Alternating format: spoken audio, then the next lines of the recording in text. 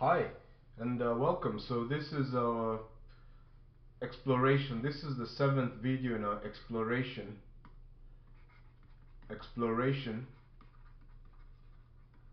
of Sylow's theorem. And this is part 7. Now, so far, again, the main idea has been, we're looking at this particular idea, that suppose that we have some group and the order of the group is p to the alpha times m. Does this necessarily imply that there exists some subgroup h of g such that the order of h equals to p to the alpha? P is a prime, P and M are being supposed to be relatively prime to each other. The GCD of P and M equals to 1. Okay. So, this is what we've been exploring for quite some time now, and it's been uncertain whether or not this theorem is true. Again, we've just been told by some textbook that it's true, but, right, that's not enough. That doesn't meet the burden of proof. Right? Let's check for ourselves true or not. And in particular, it's been proving to be a challenge actually figuring out whether this theorem is true or not, but we seem to, in the last video, we seem to have proved a special case. Let's verify that we weren't like fooling ourselves before. So the idea we said was like, this seems a little complex, but how about this? Can we say the following? Suppose that the order of g equals to p times m. Does that imply that there is some subgroup of order p?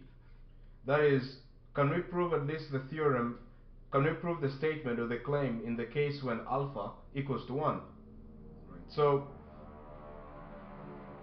that is order of h equals to p, right? So the idea was, well, maybe the way we could prove this is the way we could prove the special case is by proving it by contradiction. So let's say this.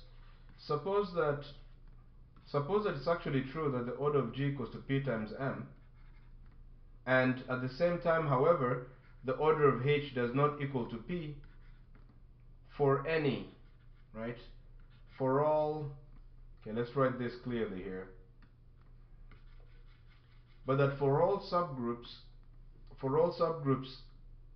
h of g, it's actually true that order of h never equals to p. That is, no subgroup of h has the property that the order of h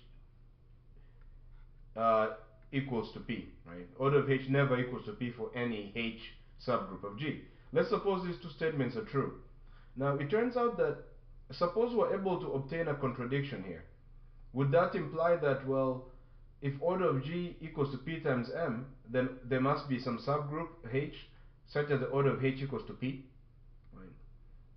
So let's obtain a contradiction here. Well, if order of g equals to p times m, and for all h subgroup of g, order of h does not equal to p, well, what are we saying here? Well, what does Lagrange's theorem tells us that? Doesn't Lagrange's theorem tell us that the order of every subgroup must divide the group? So aren't we then saying that by Lagrange's theorem that for all h subgroup of g, aren't we saying that order of h divides order of p times m, right? This seems to be okay. So doesn't Lagrange's theorem guarantee this, that for every subgroup h of g, order of h must divide p times m? Okay. Now, we also are saying that the order of h does not equal to p, right? If the order of h does not equal to p, and order of h divides p times m, can we conclude that the order of h must divide m? Right. I mean, what are the possibilities? Order of h could be 1. Well, does 1 divide m? Alright. What if order of h does not equal to 1? And order of h does not equal to p, which is a prime. Can order of h possibly divide the prime p then? No. But if order of h can't divide the prime p, but order of h divides p times m, and we're saying that order of h must divide m. Okay. So what's the big deal if order of h divides m? Alright, well, here's what we're saying. We said that for all subgroups h of g, order of h now divides m.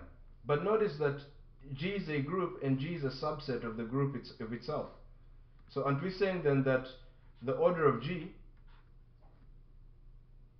since H could be the subgroup, H could be a subgroup and the group is a subgroup itself, and we're saying that the order of the group must divide M. But how can the order of the group divide M if the order of the group is P times M and M is actually some prime? Right? How can P times M, which is larger than M, possibly divide M? Right? So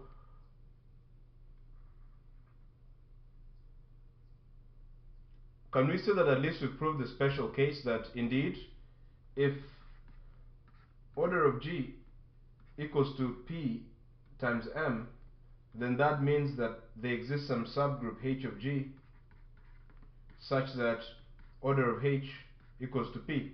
Right? Did we make any mistakes here? Wasn't the contradiction legitimate? And if this statement, if assuming that order of G equals P times M can be true and order of H can also, and at the same time order of H does not equal to P, leads to a contradiction, right? Okay. So yeah, let's see. Are you convinced that this is true, that the special case at least works? That is, in the case when alpha equals to 1, indeed, if order of G equals to P to the alpha times M, then there exists a subgroup H of order P to the alpha. In this case, alpha equals to 1, so we're just saying P. All right. So, but this is still a long ways. What if alpha does not equal to 1, right? So, what if order of G equals to P times alpha times M, where alpha is greater than, let's say, 1? Okay. Now, does that also imply that there exists a subgroup H of G such that order of H equals to P to the alpha? Right. Is that also true? Right. So this is a question mark still for us. But we've proved a special case. Can the special case help us? Well, if we look at it carefully, can we work by induction here? How do you work by induction? Let's make the following statement instead. Let GCD of P and M equal to 1. Right. Isn't the Sylow's theorem equivalent to saying that for all n greater than or equal to 1, for all natural numbers n greater than or equal to 1, if order of G equals to P to the alpha times M, then there exists some subgroup H such that order of H equals to P to the alpha, right? So now we're not using alpha, we're using n here, right? After all, isn't n going to be some positive integer? So can we ask the following instead? Isn't alpha going to be, that's what we're saying. So isn't this equivalent to Sylow's theorem, saying that, look, just let's pick any P and M relatively prime to each other. P is a prime and M is anything relatively prime to it. Okay. Isn't it true? Isn't Sylow's theorem equivalent to saying that for all natural numbers, if order of G equals to P to the n times M, then there's some subgroup whose order is P to the n. If you buy that Sylow's theorem is equivalent to this, then haven't we just proved the base case, right? What's the base case? Isn't it that at n equals to 1, right? Or here we think of maybe working by induction. At n equals to 1, aren't we saying that, what are we saying? Aren't we saying that, what would n equals to 1 say? Wouldn't it say that if order of G equals to P to the n, but that's 1, P times M, then it must be true that there exists some subgroup such that order of H equals to P. Okay. Isn't this what the statement at n equals to 1 will be? Right. So why not make this our base case? Say at n equals to 1, suppose that, well, at n equals to 1 we have this statement. Is this statement true? Well, didn't we just prove that this is true? Okay. Now let's do our induction step. Induction step.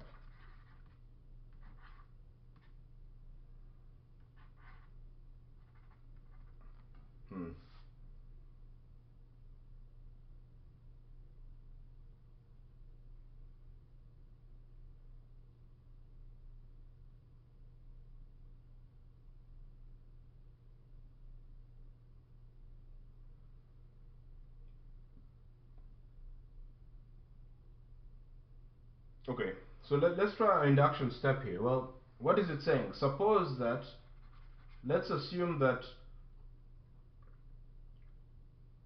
for n, order of g equals to p to the n times m implies that there exists some subgroup. We're going to give it the same name, but it's not the same subgroup. Equals to p to the n. Okay. Now we need to use that to conclude the following, that actually if if the statement is true for n, then isn't it true for n plus 1? That is, suppose order of g equals to p to the n plus 1 times m. Doesn't that imply that there exists some subgroup h such that order of h equals to p to the n plus 1? Right. That's what we're concerned about here. Well,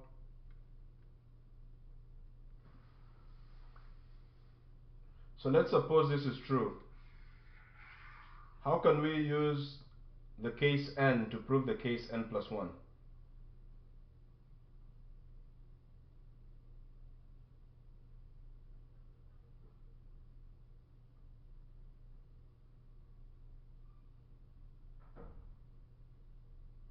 Well,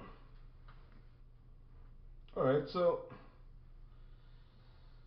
let's suppose that order of g actually equals to p to the n plus 1 times m. Okay. By Lagrange's theorem, can we conclude that every subgroup of G divides order of G? Okay. That is, for all M subgroup of G, let's use another letter. For all L subgroup of G, isn't it true that order of L must divide order of G? Okay. But then, aren't we saying that the order of L equals to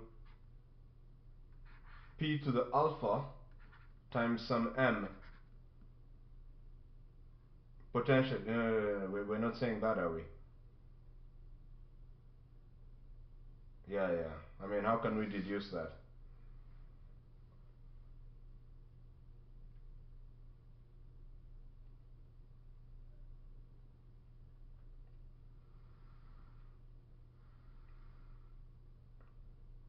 Yeah, is this statement true, really?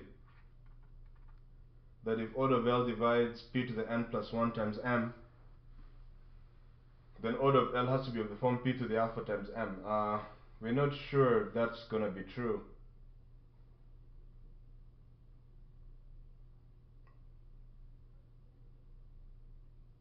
But even if it were, right?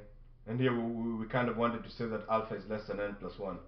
Even if it were true that the order of L, uh, even if it were true that the order of L equals to p to the alpha times m, where alpha is less than n plus 1, well, the induction hypothesis, in this case we're going to do strong induction, modify it a bit. Wouldn't that just tell us that, well, there's a subgroup h of L, which is a subgroup of G, such that order of h equals to p to the alpha. But even if we have order of h equals to p to the alpha, how is that going to lead us to a subgroup of order p to the n plus 1? Right? So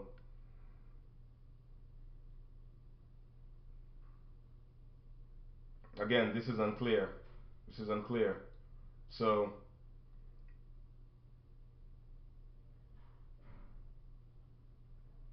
even if our dream came true and order of L were p to the alpha times m, it doesn't seem to be leading us too far. Okay. So how else can we prove this in this step here? That, remember, G and H could be any group. So we're saying any group whose order is p to the n times m, whose order is p to the n plus 1 times m, must have a subgroup of order p to the n plus 1. This is what we're trying to show. So what if this group for the n plus 1th step is different from the group that we're looking at in the nth step? Right, so these G's and H's were written, but they're not really the same. No one said they were.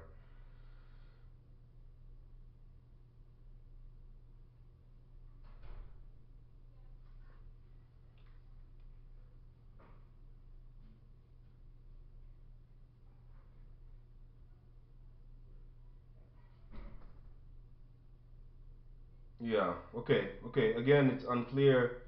It's unclear what we're going to do here.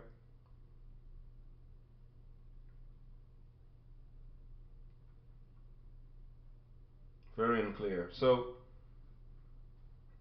how are we going to prove the n plus 1th case? If the group here, if this group G, so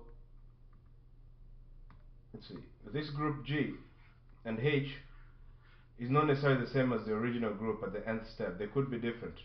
Could be different, these things. So let's give it another color maybe, right? They could be completely different. This G and this H, this G and this, the G's and H's could be different. Um, in which case it's hard to say why, if we have some group of order p to the n that's different from another group of order p to the n plus 1, what's the connection between them? Yeah.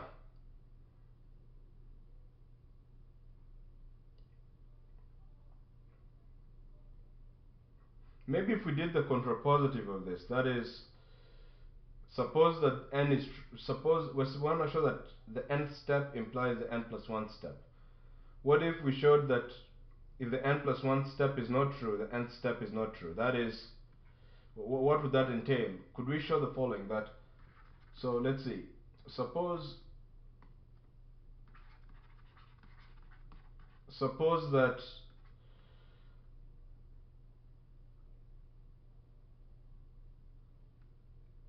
for any group G such that whose order is p to the n plus 1 times m, suppose that this is not, that is, it doesn't imply, it's not the case that order of G equals p to the n plus 1 times m. It's not necessarily true that that implies that there exists some subgroup H of order p to the n. Okay, let's say of p to the n plus 1. Suppose that's not true. Does that necessarily also imply that it's not true that uh, if order of G equals to p to the n times m, then order of G, there exists a subgroup H of G such that order of H equals to p to the n? Right. Maybe we should label these, give these groups different names just to emphasize that they don't have to be the same. So let's call this K. That if we have some group K whose order is p to the n, then there must exist some D, some subgroup D of K such that order of D equals to p to the n. So suppose that this can't happen. So what would it mean to say that the fact that the order of G equals to p to the n plus 1 times m does not necessarily imply that the order, does not imply that the order of H equals to p to the n plus 1? Wouldn't that be the same as saying that the two statements can be this, aren't we saying then that, okay, isn't, to say that order of G equals to p to the n plus 1 times m does not imply that order of H equals to p to the n plus 1 for some H? Isn't that the same as saying that it's possible for the order of G to be p to the n plus 1 times m, but the order of H to not be equal to p to the n plus 1? That is, can we say this instead, that order of G, suppose that order of G equals to p to the n plus 1 times m, but for all H subgroup of G, order of H does not equal to p to the n. Okay? Does not equal to p to the n plus 1. Suppose this is true. What does it tell us about some group K whose order is p to the n times m and a subgroup D, subgroups D of K, and saying that the order of D can never equal to p to the n, right? How does this prove that these two statements can be true? That is, that if order of k equals p to the n times m, then,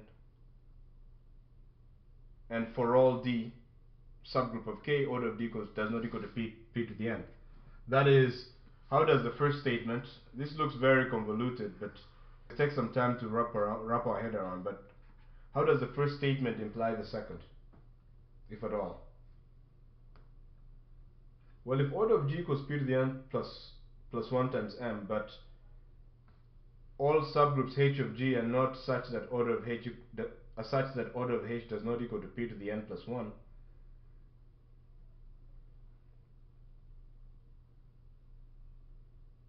So, well, let's see.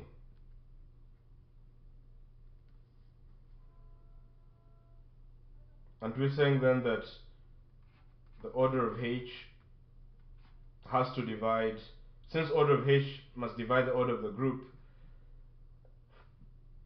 So let's just look at the first statement, that is the one that we've just circled, this one. So suppose it's indeed true.